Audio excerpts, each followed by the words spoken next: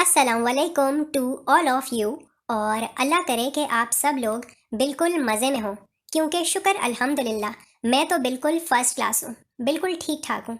और मेरा आज का ये दिन बाकी दिनों से काफ़ी मुख्तलिफ था। आजकल मैं जॉब, इंटरव्यू और इंटर्नशिप इन सब चीज़ों के बारे में सर्च कर रहा हूँ, क्योंकि मैंने मामा से कहा कि मामा मैं घर में बैठा बैठा बोर हो जाता हूँ, तो कहीं पर अप्लाई कर देता हूँ, कहीं पर इंटर्नशिप वगैरह कर लेता हूँ। तो मामा ने कहा कि ठीक है। तो बस इसी वजह से आज मैं सुबह सुबह उठ गया था, क्योंकि कल रात को मुझे एक सॉफ्टवेयर हाउस से कॉल आ गई कि आप हमारे सॉफ्टवेयर हाउस में तशरीफ़ लाएं, हम आपका इंटरव्यू करना चाहते हैं। क्या बात है? तो मैंने सुबह सुबह अपने कपड़े निकाल लिए इस्त्री करने के लिए और अब इनको प्रेस कर रहा हूँ, लेकिन मुझे अपने स्नीकर्स नज़र नहीं आ रहे थे। मैंने मामा को आवाज़ लगाई। मामा किचन में कबाब बना रही थी, तो मैंने कहा कि मामा, मैंने अपने ड्रॉर से ब्लू कलर की पैंट निकाल ली है और हारिस भाई के कैबिनेट से ब्लू रंग की शर्ट भी निकाल ली है, लेकिन मुझे मेरे स्नीकर्स नज़र नहीं आ रहे, वो ब्लू वाले। कहाँ है वो? तो मामा ने कहा कि बेटा तुम्हारे कैबिनेट में ही रखे हुए होंगे, चेक करो। मैंने कैबिनेट का ऊपर वाला पोर्शन भी देख लिया, नीचे वाला पोर्शन भी देख लिया, मुझे कहीं पर भी नज़र नहीं आए। मैंने कहा मामा मुझे नहीं मिल रहे। तो खैर फिर मामा ने कहा कि मुलेली, क्या हो तुम? कोई चीज़ तुम्हें मिलती है, अब मैं कबाब बनाऊं या तुम्हारे स्नीकर जाकर ढूंढूं? जब हम लोग इस घर में शिफ्ट हुए थे, तो मैंने तुम्हारे कैबिनेट के नीचे वाले पोर्शन में अपने हाथों से रखे थे वो स्नीकर्स। बल्कि उसके बाद तो तुम एक दफ़ा उनको पहन चुके हो, एम्पोरियम मॉल जब गए थे शाम को। हाँ तुमने पहने तो थे। मैंने कहा हाँ हाँ हाँ हाँ हाँ, ठीक है ठीक है ठीक है मामा, मुझे याद आ गया, वो मैंने दूसरी वाली कैबिनेट के नीचे रखे।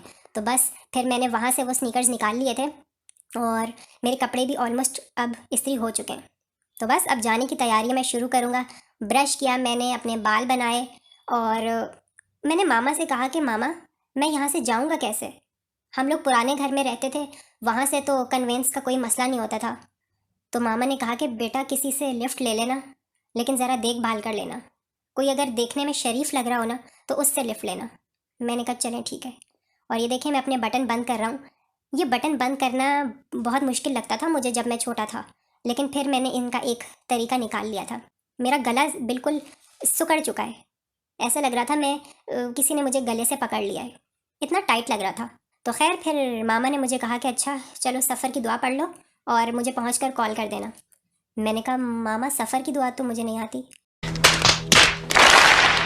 मामा ने कहा कि शर्म कर लो मुलेली, 8 साल से हमारी गाड़ी में सफ़र की दुआ लगी हुई है, तुम्हें अभी तक याद नहीं हुई? मैंने कहा मामा मुझे आयतल कुर्सी आती है, वो पढ़ लेता हूँ। मामा ने कहा कि ठीक है। तो खैर मामा से इजाज़त लेकर मैं बाहर आ चुका था। और ये देखें, ये रक्शे वाले ने मुझे 2 मिनट तक लेकर गया और उसके बाद इसका रक्षा ख़राब हो गया। मैंने कहा शाबाश। और मुझे बिठाया भी देखो किस जगह पर है, बिल्कुल अपने पीछे वाली सीट पर, जहाँ पर बैठ बैठ कर मेरी कमर सुकड़ चुकी थी बिल्कुल। ये क्या बात है यार, ये अपने आप को जानबूझ के नहीं मुझे नीचे ला रहा है। हालांकि मैं पहले अच्छा भला पीछे प्रॉपर सीट पर बैठा हुआ था, लेकिन 2 आंटियां आ गईं और पता है मुझसे क्या कहने लगीं? कहती बेटा हम लेडीज़ सवारियां हैं, तो आप हमें अपनी सीट दे दो, आप आगे चले जाओ। मैंने ड्राइवर की तरफ देखा, ड्राइवर ने मेरी तरफ देखा और कहा कि हाँ बेटा लेडीज़ को सीट दे दो, आप आगे आ जाओ। मैंने कहा अंकल मैंने किराया नहीं दिया क्या, जो आप मुझे अपने पीछे टंगा रहे हैं? अब लेडीज़ हैं इसका मतलब ये थोड़ी कि इनके लिए मैं अपनी सीट छोड़ दूँ। इनको कहें ये अगले रक्शे का इंतज़ार कर लें। लेकिन भाई कहाँ टलने वाली थी वो 2 औरतें, मिन्नत करने लग गईं और रक्षा वाला भी मेरे से कहने लग गया कि बेटा उठ जाओ उठ जाओ। मैंने कहा कि अच्छा भाई बैठ जाओ तुम मेरी सीट पर, जितना टाइम बहस करने में ज़ाया हो रहा है इतने टाइम में तो हम पहुँच भी जाते। तो खैर अब ये ऑरेंज लाइन का स्टॉप आ चुका है, मैंने ऑरेंज लाइन में आगे जाना है, तो मैं यहाँ पर उतर गया था। मैंने कहा अंकल किराया बता दें कितना हो गया? तो कहता है 50 रुपये। मैंने कहा क्या? मैं गरीब हूँ। 50 रुपये? यहाँ तक के 50 रुपये होते हैं? तो कहने लगा हाँ जिस मर्जी से पूछ लो, आजकल पेट्रोल इतना महंगा हो गया है। मैंने कहा अंकल पेट्रोल महंगा हो गया है, लेकिन हम भी कोई पहली दफ़ा नहीं आए यहाँ पे, हमारा हर हफ्ते चक्कर लगता है, कभी मेरा कभी मेरे भाई का। 40 रुपये कराया, 50 रुपये कराया नहीं है यहाँ का। मैंने भी अंकल को 40 रुपये ही दिए और फिर स्टेशन के अंदर चला गया। मैंने यहाँ से ऑरेंज लाइन ट्रेन पर बैठूंगा। आप लोगों को पता ही होगा कि लाहौर में ऑरेंज लाइन ट्रेन चलती है और अरे मेरे 50 रुपये तो नीचे गिर गए। तो ये 50 रुपये हम इस मशीन के अंदर डालेंगे इस जगह पर, नहीं नहीं इस जगह पर, और उसके बाद हमारा टोकन निकलेगा। टेक्नोलॉजी। आप लोग चाहे एक स्टॉप से बिल्कुल अगले स्टॉप तक जाएं या फिर आप एक स्टॉप से आखिर वाले स्टॉप तक जाएं, दोनों कंडीशंस में आपके 40 रुपीज़ ही लगेंगे। तो खैर अब मैं आ चुका हूँ प्लेटफॉर्म के ऊपर। अल्लाह करे कोई ट्रेन खड़ी हो पहले से, अल्लाह मियाँ खड़ी हो खड़ी हो खड़ी हो, खड़ी हुई है, शुक्र है, वरना मुझे वेट करना पड़ता अगली ट्रेन का, और मैं वैसे भी लेट हो रहा था। वैसे ऑरेंज लाइन का फ़ायदा पता है क्या है? अगर आप लोगों को ट्रेन का वेट करना पड़ भी जाए तो सिर्फ 5 मिनट वेट करना होता है, क्योंकि हर 5 मिनट बाद अगली ट्रेन आती जाती है। तो ये बेस्ट पार्ट है इस ट्रेन का। मैं आप लोगों को एक पते का मशवरा देता हूँ, अगर आप लोग कभी लाहौर आएँ और ऑरेंज लाइन में बैठने का दिल चाहे तो आपने पता है क्या करना है?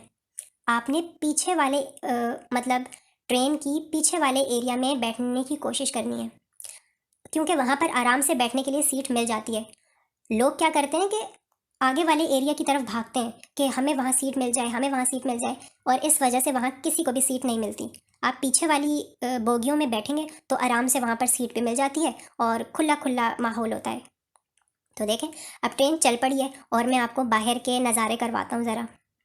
ये देखें, ये ठोकर का ब्रिज है, कितनी सारी गाड़ियाँ नज़र आ रही हैं और कितनी छोटी छोटी लग रही हैं ऊपर से, और हम लोग इन सारी गाड़ियों को और इन सारे सिग्नल्स को तोड़ते हुए आगे जा रहे हैं। और मैं आपको एक और एडवाइस भी दे दूँ, वो ये कि ये जो ऑरेंज कलर का हमें टोकन दिया जाता है ना, इसको संभाल कर रखना है।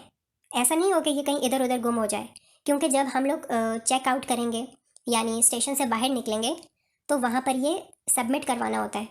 एक दफ़ा हमारी कराची से मोमानी आई, उन्होंने ये टोकन गुमा दिया और मैं उनके साथ था, हम लोग जा रहे थे दाता दरबार।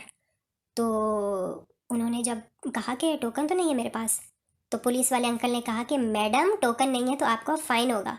उन्होंने कहा कि भाई मेरे ऊपर रहम करो, मैं कराची से आई हूँ, मुझे नहीं पता था कि टोकन को संभाल कर रखना होता है, मैं अगली दफ़ा एहतियात करूँगी, प्लीज़ हमें जाने दें। लेकिन पुलिस वाले अंकल ने उनकी एक नहीं सुनी और कहा कि बाजी, यहाँ पर कराची, लाहौर, मुल्तान, हैदराबाद और पेशावर वगैरह का कोई सीन नहीं है, जो रूल है वो सबके लिए एक जैसा है, और आपने टोकन घुमाया है, आपको फ़ाइन देना होगा। तो फिर मोमानी ने अपने पर्स से उनको 200 रुपीज़ फ़ाइन दिए थे और कह रही थी कि आइंदा तो मेरी तौबा जो मैं टोकन घुमाऊँ, मैं तो सबको कराची जाकर बताऊंगी कि लाहौर में अगर ऑरेंज लाइन ट्रेन में बैठो तो अपने टोकन की ख़ास हिफाजत करनी है। मुझे इतनी हंसी आ रही थी। तो खैर अभी मैं उतर चुका हूँ वहदत स्टॉप पर, क्योंकि मेरा जहाँ पर इंटरव्यू है वो एरिया वहदत रोड से थोड़ा सा ही दूर है, और मैं ट्रेन से उतर तो गया हूँ लेकिन मुझे बिल्कुल आइडिया नहीं है कि आगे मुझे कहाँ जाना है, क्योंकि मैंने जिस ऑफ़िस में जाना था वो ऑफ़िस मैंने गूगल मैप पर तो देख लिया था, लेकिन मुझे पता नहीं था कि वहाँ पर कोई वैगन जाती है या कोई रिक्शा जाता है या कोई बस जाती है, मुझे बिल्कुल आइडिया नहीं था। मैं सड़कों पर निकल आया और मैंने लोगों से पूछना शुरू कर दिया कि भाई मुझे मुस्लिम टाउन जाना है, वहाँ जाने के लिए कौन सा रिक्शा चलता है, कौन सी गाड़ी चलती है। तो किसी ने कुछ बताया और किसी ने कुछ बताया, और यहाँ पर देखें, यहाँ पर ना काफ़ी सारे पुलिस वाले अंकल सफाई कर रहे थे और लोगों की एक बहुत बड़ी तादाद इकट्ठी हुई थी, बहुत रश था इस जगह पर, और लोग आपस में ऊंची ऊंची आवाज़ों में बातें कर रहे थे। मुझे समझ में नहीं आया कि यार यहाँ पर क्या सीन हुआ, वह इतना शोर क्यों है और इतने लोग क्यों जमा हुए हैं। तो मैं थोड़ा सा आगे गया, वहाँ पर मुझे मेरा रक्षा मिल गया। मैंने रक्षे में बैठकर अपने साथ वाले भाई से पूछा कि यार यहाँ पर इतने लोग जमा हुए थे और शोर भी था, पुलिस के भी कुछ लोग मौजूद थे, आपको पता है कि यहाँ पे कुछ हुआ है क्या? तो कहने लगा कि यहाँ पर कत्ल हुआ है। मैंने कहा अरे बाप रे, किसका कत्ल हुआ है? तो कहने लगा कि कोई जवान लड़का था, उसका कत्ल हो गया, और यहाँ पर तो कत्ल होते रहते हैं। मैंने कहा क्या, यहाँ पर कत्ल होना आम बात है? तो कहने लगा बिल्कुल। मैंने कहा यार ये तो बड़ा ख़तरनाक इलाका है, यहाँ पर मैं ऑफिस ज्वाइन करने के लिए रोज़ आऊँगा और यहाँ तो कत्ल वगैरह होते हैं। मेरे तो हाथ पाँव फूल गए सच में। मुझे अपने घर जाना है। और मैंने कहा कि आप यहाँ पर रहते हो इसलिए आपको पता है, आपको भी किसी ने कहा है? तो कहने लगा खामोश हो जाओ, बस इस मौजू पे बात नहीं करना। मैंने कहा अच्छा ठीक है, मैं खामोश हो गया। और हमारे रक्शे में आगे पुलिस अंकल भी बैठे हुए थे एक। मैंने सोचा ये सारी बातें पुलिस वाले अंकल से डिस्कस करता हूँ, क्योंकि जाहिर है वो पुलिस में है तो उनको ज़्यादा पता होगा कि कौन कत्ल हुआ है। लेकिन मैंने नहीं पूछा, मेरी हिम्मत नहीं हुई। खैर मैं रक्शे से उतर चुका हूँ और मुझे जाना था मुस्लिम टाउन, लेकिन है बोर्ड पर तो मुस्लिम टाउन का नामो निशान तक नहीं है। खैर मैं आगे गया, मैंने एक पुलिस वाले अंकल से पूछा कि अंकल मुस्लिम टाउन किधर है, तो अंकल ने कहा कि ये जो रोड जा रही है सीधी मुस्लिम टाउन जा रही है। मैंने कहा ठीक है। फिर मैं वहाँ खड़ा हो गया, मैंने काफ़ी सारे मोटरसाइकिल वाले भाइयों को हाथ के इशारे से रोका कि मुझे लिफ्ट दे दो, मुझे लिफ्ट दे दो। काफ़ी देर बाद ये वाले भाई रुक गए और मैं इनके साथ लिफ्ट लेकर अब मुस्लिम टाउन जा रहा हूँ। और भाई ने एक दफ़ा पीछे पलट कर भी देखा था, क्योंकि उनको पता नहीं था कि ये लड़का पीछे से वीडियो रिकॉर्ड कर रहा है। तो जाहिर है वो भी थोड़ा सा हो गए कि मतलब ये वीडियो क्यों बना रहा है, जरूर कोई ना कोई गड़बड़। तो ये देखें पीछे देख रहे हैं। तो खैर इन भाई ने मुझे ऑफिस तक पहुंचा दिया था और फिर ऑफिस पर इंटरव्यू हुआ और उसके बाद मैं वापस घर आ गया था। मैंने मामा को सारा वाक़या सुनाया कि मैं कैसे कैसे पहुंचा और मैंने क्या क्या देखा और मैं किन किन लोगों से मिला। तो मामा ने मुझे कहा कि अच्छा ये दूध पी लो।